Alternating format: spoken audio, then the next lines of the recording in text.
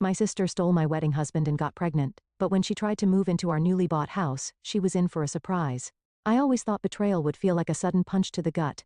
Instead, it crept up slowly, wrapping around my throat like a silk scarf until I couldn't breathe. The day I caught them together, I wasn't even supposed to be home. My name is Ivy, and I was supposed to be picking out flower arrangements for my wedding. But a migraine had forced me to reschedule, and I returned to find my sister Sophie's car in our driveway. Strange, since she should have been at work. The front door was unlocked. I heard giggling from upstairs, my bedroom. My feet felt heavy as I climbed each step, my heart already knowing what my mind refused to accept. Jamie. Sophie's voice drifted through the crack in the door. We should tell her soon. I know, baby. After the wedding. Okay? We'll figure it out. My hand trembled as I pushed the door open. There they were, my fiancé and my sister tangled in my sheets. The same sheets Jamie and I had picked out together at Bed Bath & Beyond last month. Ivy. Sophie scrambled to cover herself, but Jamie just sat there frozen. Oh God. This isn't, we were going to what? My voice sounded foreign, eerily calm. Wait until after the wedding to tell me you've been sleeping with my fiancé. Jamie finally found his voice. Ivy, please. We didn't mean for this to happen, it just did. I laughed. Actually laughed. How long? Sophie started crying. 3 months, and I'm pregnant. The room spun. 3 months. While I'd been planning our wedding, picking out china patterns and writing my vows, they'd been planning their own future. Get out, I whispered. When neither moved, I grabbed Jamie's clothes from the floor and threw them at him. Get out. They dressed quickly, Sophie sobbing the entire time. I stood in the doorway blocking their exit. The ring. Jamie blinked. What? The engagement ring. Give it back. He slipped it off my finger, his touch making my skin crawl. As they shuffled past me, Sophie reached for my arm. Ivy, please, we need to talk about this. I jerked away. Don't touch me ever again. The next few days passed in a blur. My mother called constantly, leaving voicemails that grew increasingly frustrated. Ivy, you need to come home. Sophie's devastated. She needs her sister right now. I finally answered on the 4th day. She needs me. Are you serious? Sweetheart, these things happen. Sophie and Jamie, they're in love, real love, and with the baby coming. Stop. My voice cracked. Just stop. We're having a family dinner tonight, she continued, as if I hadn't spoken. Everyone will be there. We need to discuss the situation like adults. I showed up against my better judgment. The dining room felt suffocating. Sophie and Jamie sitting together, my mother hovering anxiously, my father staring at his plate. We're getting married next month, Sophie announced, her hand protectively over her stomach. A small ceremony, nothing fancy. My mother beamed. Isn't it wonderful? You'll be an aunt, Ivy. I stood up so quickly my chair toppled backward. Wonderful. My sister sleeps with my fiancé, gets pregnant, and that's wonderful. Now Ivy, my father finally spoke. What's done is done. We need to move forward as a family. A family? I grabbed my purse. You want to know what family does? Family protects each other. Family doesn't steal your happiness and expect you to celebrate their betrayal. Sophie started crying again. She'd always been good at that. Please, Ivy. I love him. We love each other. I looked at them all, my sister's tears, Jamie's guilty face, my parents' pleading eyes. In that moment, something inside me hardened. They wanted me to forgive and forget, to play the supportive sister and daughter. Instead, I walked to the door, pausing only to say, congratulations on your perfect little family. I hope you're all very happy together. As I drove away, my phone buzzed with messages I wouldn't read. They thought this was the end. Poor Ivy, running away to lick her wounds. But they were wrong. This wasn't the end, this was just the beginning. I pulled into my best friend Eric's driveway, my hand steady on the wheel for the first time in days. He opened the door before I could knock, took one look at my face, and pulled me into a hug. I need your help, I whispered against his shoulder. Anything. I want to buy a house. I pulled back to meet his confused gaze. Their dream house specifically, and I know exactly how to do it. 6 months can change everything. I sat in Craig's office, watching him review the quarterly reports I'd prepared. My mentor's eyebrows rose higher with each page. Ivy, these numbers are exceptional. He set down the papers. You've doubled your client portfolio since spring. I smiled, thinking of the sleepless nights and endless coffee runs that had gotten me here. Thank you. I've been focused. Focused is an understatement. The board's noticed. There's talk of a promotion. My phone buzzed. Another ignored text from Sophie. I switched it to silent without looking.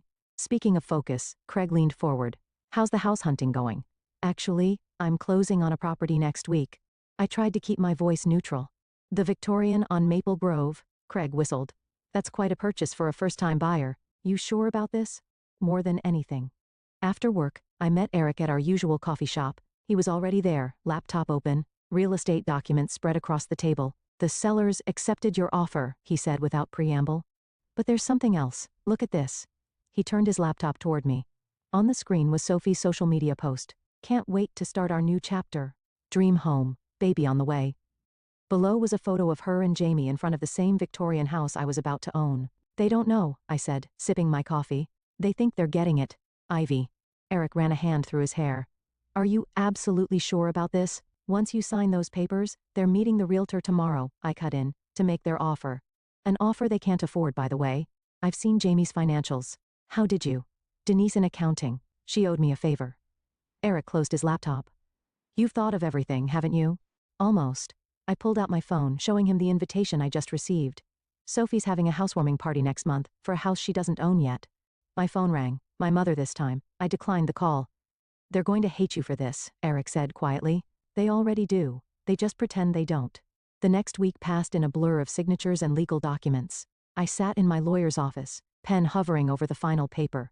Once you sign, she said, the house is yours. All renovations and modifications will be at your discretion. I signed. Walking out, I bumped into Denise from work. Hey. I was just heading to your office. Did you hear about Sophie and Jamie? My stomach tightened. What about them? Their loan application was denied. They're devastated. Sophie's been crying all over Facebook about losing their dream home. I forced a sympathetic frown. That's terrible. I know, and with the baby coming, Denise lowered her voice. Your mom called the office looking for you, said Sophie really needs her sister right now. I'm sure she does. Back at my desk, I opened my email to find the contractor's quote for renovations. The amount would barely dent my savings. Unlike Sophie and Jamie, I'd been smart with my money. My phone lit up with a text from Eliana. Family dinner tonight, please come. They're announcing the baby's gender. I typed back, can't, working late. You can't avoid them forever, she replied. Watch me. That evening I stood in front of my new house, my house. The porch needed work, the paint was peeling, but it was mine. All mine. Eric pulled up in his car. Thought I'd find you here, just imagining the possibilities. I turned to him. Want to see inside? We walked through empty rooms that echoed with our footsteps. Sophie and Jamie had planned their whole future here. The nursery upstairs, the kitchen remodel, the garden parties. When are you telling them? Eric asked. Soon. I walked to the bay window, the one Sophie had gushed about on social media. They're having a girl, found out today. Ivy, don't. I pressed my hand against the cool glass. Don't make me feel guilty about this. They didn't feel guilty about what they did to me. My phone buzzed again. This time, I looked. It was Sophie's housewarming invitation sent to the entire family group chat. Join us in celebrating our new home. Can't wait to share this special moment with everyone we love. Eric read over my shoulder. She still doesn't know. No. I smiled, remembering the renovation schedule I'd just approved, but she will. Very soon, I took one last look around what would have been their dream home. In days, the contractors would arrive. In 31 days, Sophie and Jamie would realize exactly what they'd lost. And I would be there to watch it all unfold. You're different lately, Denise said, studying me over lunch. Calmer, almost scary calm. I stirred my salad, watching lettuce leaves swirl like tiny green boats. I'm just focused on work. Please, you're plotting something. She leaned closer. Spill. Before I could respond, Sophie walked into the restaurant, her baby bump now obvious under her flowing dress. I ducked behind my menu, but it was too late. Ivy, she waddled over, Jamie trailing behind her. I've been trying to reach you for weeks. I've been busy. I kept my voice light, professional. The restaurant was full of my colleagues. Congratulations on the gender reveal. You'd know more if you'd come to family dinners. Sophie pulled up a chair uninvited. We miss you. Jamie stood awkwardly beside her. Hey, Ivy. I ignored him, gathering my things. Sorry, I have a meeting. Wait. Sophie grabbed my arm. The housewarming party. You're coming, right? We found another house, even better than the Victorian. Everything happens for a reason, I met her eyes. Does it? Of course, like me and Jamie, sometimes the universe knows better than we do. Denise choked on her water. The universe. I stood up. Right. Well, I wouldn't miss your housewarming for anything. Outside, Denise caught up with me. Okay. What was that? You look like you were about to either cry or commit murder. Neither. I checked my phone, an email from the contractors confirming next week's start date. I'm just giving the universe a little help. Back at the office, Eric was waiting by my desk. Emergency best friend meeting. Now he dragged me to the stairwell, our usual spot for private conversations. I just overheard Jamie on the phone. He's in trouble, Ivy. Big trouble. What kind of trouble? Gambling debts. He's been betting on sports games, losing big. That's why they couldn't get the house loan. I leaned against the wall. Does Sophie know? No. He's telling everyone they chose a different house because it's better for the baby. Eric ran a hand through his hair. This changes things, right? Changes what? Your plan. I mean, they're already suffering. Maybe that's enough. I thought about my mother's voice messages, all about how Sophie needed support, how blessed they were, how I needed to move on. About Jamie's hand on my sister's stomach at the restaurant, the same hand that used to hold mine. No, I said, it's not enough. That night, I drove past their current apartment. The lights were on, shadows moving behind curtains. They looked happy, normal, like they hadn't destroyed someone else's life to build their own. My phone rang. Eliana? Before you say no, she said when I answered. Hear me out, family brunch, Sunday, just you and me. And okay, yes, Sophie and your mom will be there. But so will I, running interference, please. I hate being stuck between everyone.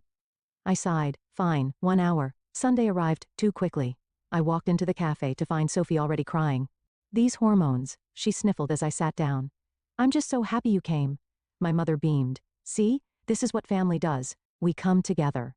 Eliana caught my eye and mouthed, sorry. So, Sophie wiped her eyes. The new house is perfect. The owners accepted our offer right away. Jamie says it's meant to be. When do you move in? I asked, knowing the answer. 3 weeks. Just in time to set up the nursery before I get too big. She pulled out her phone. Want to see the photos? The previous owners are doing some renovations before we move in. I looked at the pictures, my house, my renovations. Lovely. We're thinking of calling her Ivy, Sophie said suddenly, after you, to show there are no hard feelings. The cafe went silent. Even my mother looked uncomfortable. No, I said quietly. You don't get to do that.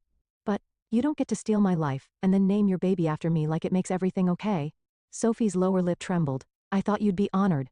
Honored? I stood up, my chair scraping loudly. You want to honor me? Try not sleeping with my fiancé next time.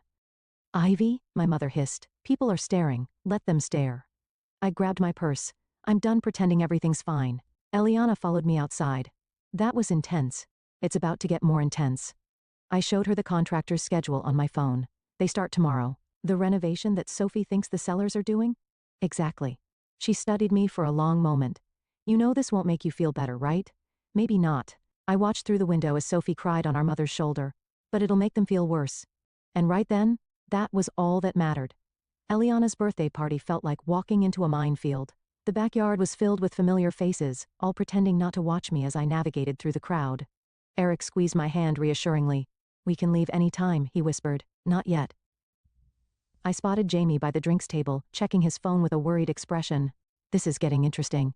Sophie waved from her seat of honor, surrounded by gift bags full of baby items. Trust her to hijack someone else's birthday party. Ivy, come feel the baby kick. I'm good.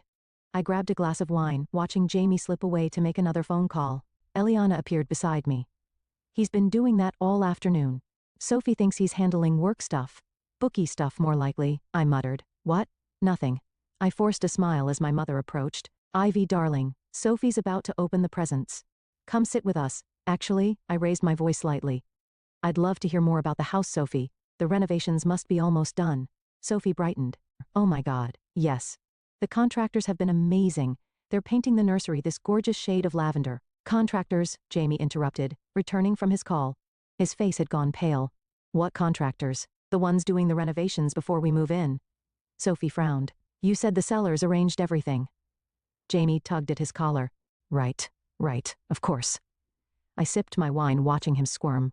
He hadn't arranged anything, couldn't have, since he didn't own the house. I wondered how long he could keep up the lie. Show everyone the nursery photos, Sophie urged. Jamie's phone rang again. Sorry, I need to take this. I followed him around the corner of the house, staying just close enough to hear. I know I'm late on the payment, he hissed into the phone. The house fell through, okay? But I've got another plan. No, please, just give me 2 more weeks. Problems? I stepped into view. He jumped, ending the call. Jesus, Ivy, were you spying on me? Karma's a funny thing, isn't it? I leaned against the wall. 1 minute you're on top of the world, the next, what's that supposed to mean? Nothing. I smiled. Just thinking about how quickly things can change. Houses slip away, debts pile up. His eyes narrowed. What do you know? I know Sophie would be devastated to learn about your gambling. Almost as devastated as I was when, there you are. Sophie waddled around the corner. What are you two talking about? The house, I said smoothly. Jamie was just telling me about all the special features. the bay window, the vintage fireplace, the original hardwood floors. Isn't it perfect? Sophie beamed. We're so lucky. The master bedroom has this amazing crown molding. That's being replaced, I cut in. Jamie's head snapped up. What? Oh, you didn't know. The contractors are replacing all the crown molding, and the hardwood floors, and that vintage fireplace, gone by Thursday. Sophie's face fell. But we chose that house because of those features. Jamie, you said nothing was being changed. He shot me a panicked look. There must be some mistake. No mistake. I pulled out my phone, showing them the contractor's latest photos. See? They're making good progress. But why would the sellers? Sophie's voice trailed off as she studied the images. Wait, that's not Jamie, that's not our house. Of course it is, he said quickly. It's just the angle. No. Look at the address in the background. She zoomed in on one photo. That's the Victorian we lost. Why do you have renovation photos of a house we don't own? I watched the color drain from Jamie's face as his house of cards began to collapse. Someone else bought it, he stammered. The loan, we couldn't. Then why are you acting like we're moving in? Sophie's voice rose. Why are there contractors? Why did you let me plan a housewarming party? Other guests were starting to stare. My mother hurried over. What's going on? I'd like to know that too, Sophie said, tears streaming down her face. Jamie. He opened his mouth, closed it, then turned and walked quickly toward his car. Jamie. Sophie tried to follow but stumbled. My mother caught her arm. What did you say to him? My mother demanded. I shrugged, just the truth for once. Sophie sank into a nearby chair, one hand on her stomach. I don't understand. We picked out paint colors, we measured for curtains. How could he lie about this? I caught Eric's eye across the yard. He nodded slightly. My cue to leave before the real storm hit. Happy birthday, Eliana, I called out, heading for the gate. Thanks for having me. Behind me, I could hear Sophie's sobs, my mother's soothing murmurs, and the growing whispers of gossip. Phase 1 was complete. Now, for the real surprise, the contractor's boots echoed through the empty house as he showed me the progress. We've gutted the master bedroom and nursery as requested. The new fixtures arrive tomorrow. I ran my hand along the exposed beams, all that remained of Sophie's dream nursery. Perfect. And the timeline? We'll be done 2 days before their supposed move-in date. He checked his clipboard. Though, I still don't understand why we're renovating exactly what they wanted to keep. Sometimes people don't know what they really want, I said, stepping over a pile of vintage crown molding. Until it's gone. My phone buzzed, Eliana calling. I answered on speaker while examining paint samples. Sophie's a mess, she said without preamble. Jamie finally came clean about the gambling. She's staying with your parents. How much does he owe? Enough that they're selling her engagement ring, the one he gave her after, I selected a deep charcoal for the master bedroom. Sophie hated dark colors. Karma's working overtime. This isn't funny, Ivy. She's pregnant and homeless. She's not homeless. She's at mom and dad's, probably being told how none of this is her fault. A crash from upstairs made me jump. The contractor shouted down, sorry, just removing that built-in bookcase. Where are you? Eliana asked suspiciously. Working late. I hung up before she could ask more questions. The next morning, I arrived at work to find Denise waiting at my desk. You will not believe what I just heard. Try me. Jamie's been embezzling from the company, small amounts, but it adds up. He thought he could gamble it back before anyone noticed. I set down my coffee. How much? Enough for prison time. She leaned closer. He's cleaning out his desk right now. I walked to the break room, timing it perfectly to refill my cup as Jamie packed his personal items into a cardboard box. Our eyes met across the room. Happy now? He asked quietly. Not yet, I know you're behind this somehow. He stepped closer. The house, the contractors, the audit that caught the missing money. Prove it. His hands clenched around his box.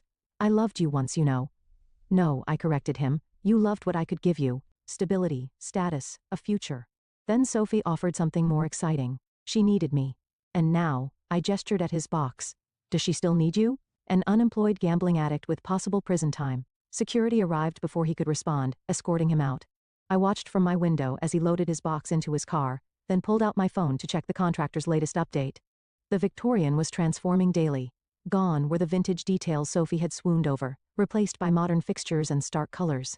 The garden she'd planned to plant was now a concrete patio. Eric texted, saw Jamie being escorted out. You okay? Better than okay, I replied, coming to see the house later. Someone should witness your descent into supervillainy. That evening, Eric walked through the renovation with me, shaking his head at each change. You're really going scorched earth with this. They wanted their dream home. I showed him the plans for the industrial-style kitchen, replacing Sophie's hoped-for farmhouse design. Dreams change.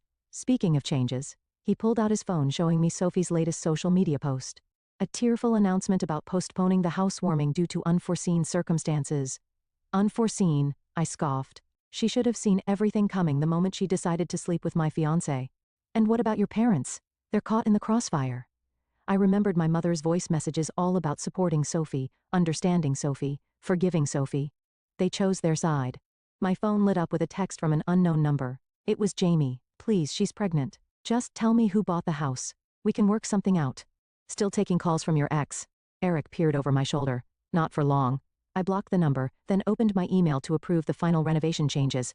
You know, Eric said carefully, there's still time to stop this. Sell the house, take the profit, start fresh somewhere else. I walked to the bay window, the last original feature left. Tomorrow it would be replaced with floor-to-ceiling modern glass. They took everything from me, I said quietly. My future, my family, my trust. Now I'm taking something back. And after, when the house is done and they're broken, what then? Before I could answer, headlights swept across the window. A familiar car pulled into the driveway. Is that? Eric moved beside me. Sophie stepped out of her car, staring up at the house. My house, with tears streaming down her face. Showtime, I whispered, heading for the door. What are you doing here? I called from the porch, making Sophie jump. Ivy. She squinted through the darkness. What are you? Why are you in our house? Your house. I stepped into the light. That's interesting. Show me the deed. Sophie's hand went protectively to her stomach. Her default move lately. The sellers never accepted your offer, I finished, because they'd already sold it to someone else. Understanding dawned slowly across her face. No, you didn't. I pulled out my keys, dangling them in the moonlight. Want a tour? She followed me inside, gasping at each renovation. The exposed brick she'd loved was now covered in sleek white paint. The vintage staircase had been replaced with modern floating steps. You're destroying it, she whispered. I'm making it mine. Eric hung back, watching us circle each other like wary cats. Sophie's eyes were red-rimmed, her designer dress wrinkled. Why? Her voice cracked. To hurt me? Why did you sleep with my fiancé? I countered. To hurt me. I loved him. I still love him even after, she choked back a sob. Did you get him fired too? Jamie got himself fired just like he got himself into gambling debt. He was trying to buy this house for us. She gestured at the gutted rooms. For our family. Your family? I laughed. You mean the family you built on the ruins of mine? Sophie sank onto a dusty contractor's stool. I never meant to fall in love with him, but you did. And instead of walking away, you took everything. I moved closer. My fiancé, my future, our parent support. You took it all with a smile, then expected me to celebrate your happiness. Mom and Dad still love you. They tolerate me. They love you. The pregnant daughter, the victim, the one who needs protecting. Eric cleared his throat. Ivy, no. I turned back to Sophie. You want to know the best part? Jamie was planning to sell this house behind your back to pay his debts. She shook her head. You're lying. Check his phone. Check the messages from his bookie. Ask him about the company money he stole. Sophie's face crumpled. Stop it. The perfect life you stole from me, it's falling apart and I get to watch. I'm your sister. You stopped being my sister the moment you chose him over me. A loud crash from upstairs made us all jump. The contractor appeared at the top of the stairs. Sorry to interrupt, but we need to discuss the nursery demolition scheduled for tomorrow. Sophie stood up so quickly she stumbled. Eric caught her arm. You're destroying the nursery. Her voice was barely a whisper. It's my house. I shrugged. I can do whatever I want with it. She reached for her phone with shaking hands. I'm calling Mom. Go ahead. Tell her how the sister she thinks is bitter and lonely actually owns your dream home. Tell her how your perfect husband is a thief and a gambler. Tell her everything. Instead of dialing, Sophie sank to the floor, sobbing. Eric shot me a concerned look. Maybe we should get her out of my house. Good idea. But as I moved to help her up, Sophie grabbed my arm. Please, we can fix this, all of it. I'll leave Jamie. I'll tell Mom and Dad the truth. Just please don't take our home. For a moment, I wavered. She looked so small, so broken. My little sister, the one I'd protected since childhood. Then, I remembered finding her in my bed with Jamie. Remembered her pregnancy announcement at my cancelled wedding venue. Remembered every family dinner where she played the victim while I was cast as the villain. Your home. I stepped back. This was supposed to be my home with Jamie, before you took that future and made it yours. Ivy, get out. When she didn't move, I raised my voice. Get out. Eric helped her up, guiding her toward the door. She paused in the doorway, one hand on her stomach. You know what's worse than having something stolen from you? She asked quietly. Becoming the kind of person who enjoys stealing from others. The door closed behind them with a final click. I stood in my gutted house listening to Sophie's car start up and drive away. My phone buzzed, a text from the contractor. Nursery demolition still on for tomorrow. I stared at the message for a long moment, Sophie's words echoing in my head. Then I type back, proceed as planned. Because some wounds run too deep for mercy. The morning of Sophie's housewarming party dawned bright and clear. I watched from my bedroom window as the bulldozer rolled up the driveway right on schedule. My phone hadn't stopped buzzing since dawn. First Eric, are you sure about this? Then Eliana, Sophie's decorating the house right now. She has no idea. Finally, my mother. Please don't do anything foolish today. I didn't respond to any of them. At exactly noon, cars began arriving. I recognized them all. Family, friends, colleagues. Sophie had invited everyone to witness her perfect life. Ready? Eric asked, appearing beside me. I straightened my blazer and grabbed the envelope from my desk. Time to crash a party. We walked across the street, just as Sophie was welcoming guests on the front porch. She froze when she saw me. You're not supposed to be here. Actually, I smiled. You're not supposed to be here. The bulldozer's engine roared to life. Sophie spun around, her face draining of color as it approached the pristine front lawn. What's happening? My mother pushed through the crowd. Ivy, what have you done? I pulled the papers from my envelope. I'm renovating my property. Your Jamie appeared looking haggard. What do you mean your property? She owns it. Eric's voice carried across the suddenly silent gathering. She bought it months ago. Sophie swayed on her feet. But we signed the papers yesterday. The realtor. Show me. I held out my hand. Show me these papers. Jamie stepped forward. I have them right here. No, Sophie interrupted. You said you had them, but I never saw them. I never actually signed anything, did I? The bulldozer inched closer to the freshly planted garden. Jamie, Sophie's voice rose. Did you lie about the papers too? He backed away. I can explain. Explain what? I pulled out another document. The gambling debts? The embezzlement? Or how you plan to sell this house, my house, to pay it all off? Gasps rippled through the crowd. My mother pressed a hand to her chest. That's not true, she whispered. Jamie would never check his phone, I suggested. Or better yet, ask his bookie. He's right there. I pointed to a man hovering at the edge of the gathering, who quickly turned and hurried away. Jamie lunged for his car, but Eric blocked his path. Running again? You did this, Jamie snarled at me. You set me up. No. I handed the eviction notice to Sophie. You did this to yourself, just like you did this to her. Sophie stared at the paper, tears splashing onto the legal text. All those renovations you knew the whole time. I bought this house the day after you announced your pregnancy. I turned to address the stunned crowd. The day I learned my sister and ex-fiancé had been sleeping together for months. Ivy, my mother stepped forward. This is cruel. Cruel, I laughed. Was it cruel when you told me to be happy for them? When you celebrated their betrayal? When you made me the villain for not forgiving them? The bulldozer's blade touched the first flower bed. Sophie screamed, "Stop it, please. Why should I?" I moved closer. You didn't stop when I begged you to, when I asked why my sister would do this to me. I'm sorry. She fell to her knees sobbing. I'm so sorry, Ivy. Please don't destroy our home. It was never your home. I signaled the bulldozer driver. It was my future you destroyed. Now, I'm just returning the favor. Jamie tried to run again, but two men in suits blocked his path.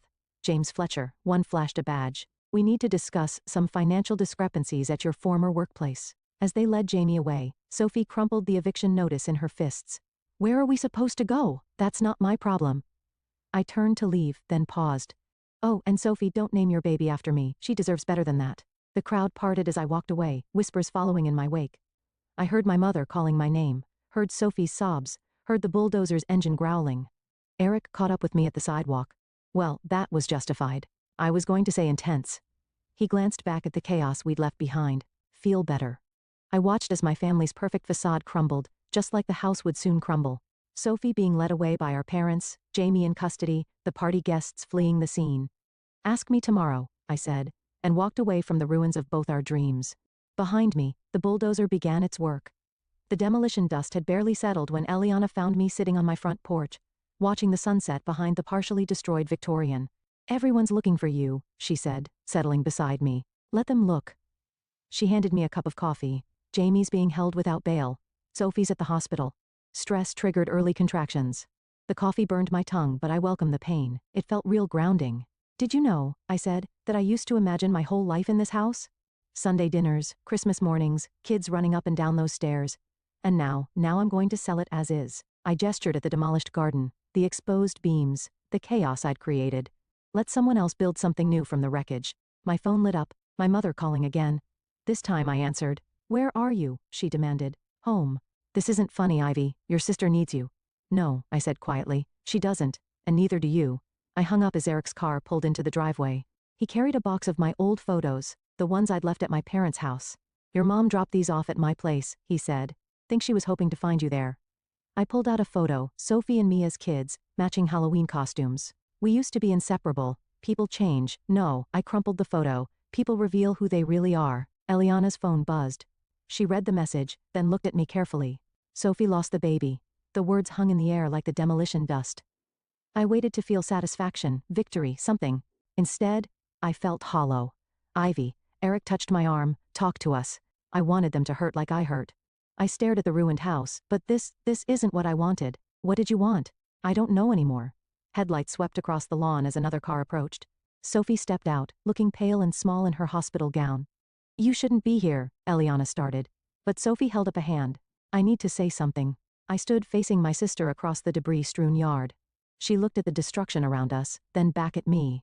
I deserved this, she said softly. All of it. I destroyed your life because I was jealous. You had everything. The perfect fiancé, the perfect future. I wanted to prove I could take it all away. Sophie, let me finish. She wrapped her arms around herself. I told myself it was love that Jamie and I were meant to be, but really I just wanted to win. To be the sister everyone chose for once. They always chose you. No. She shook her head. They needed to take care of me because I was a mess. But you are the strong one, the successful one, the one they were proud of. I looked at the house. Really looked at it. The demolished parts, the renovations, the ruins I'd created to make them suffer. I became exactly what they thought I was, I whispered. Bitter, vengeful, cruel. We both did. Sophie wiped her eyes. I lost everything today. Jamie, the baby, our parents' trust. But the worst part, I lost you long before that. The day I decided my jealousy was more important than my sister. Eric and Eliana backed away, giving us space. In the growing darkness, Sophie and I stood among the ruins of both our lives. I can't forgive you, I said finally. I know, but I don't want to hate you anymore. She nodded, tears streaming down her face. What happens now? I looked at the bulldozer, still waiting for tomorrow's demolition. At the house that had become a monument to revenge rather than healing. Now, I said, we both start over separately. Will you ever talk to me again? Maybe? Someday. When it doesn't hurt to look at you. She turned to leave, then paused. For what it's worth, I'm sorry. Not because I got caught, or because everything fell apart, but because I broke something that can never be fixed. I watched her drive away, then turned to Eric and Eliana. Call the contractor, tell him to stop the demolition. You're keeping the house? Eric asked. No. I took one last look at the Victorian. My dream home. My instrument of revenge. My prison of bitterness. I'm going to restore it. Not for Sophie, not for revenge, but for me. Then I'm selling it and moving somewhere new. Running away? Eliana asked. No. I smiled, feeling lighter than I had in months. Moving forward, because sometimes the best revenge isn't destruction. It's rebuilding yourself from the ruins others left behind.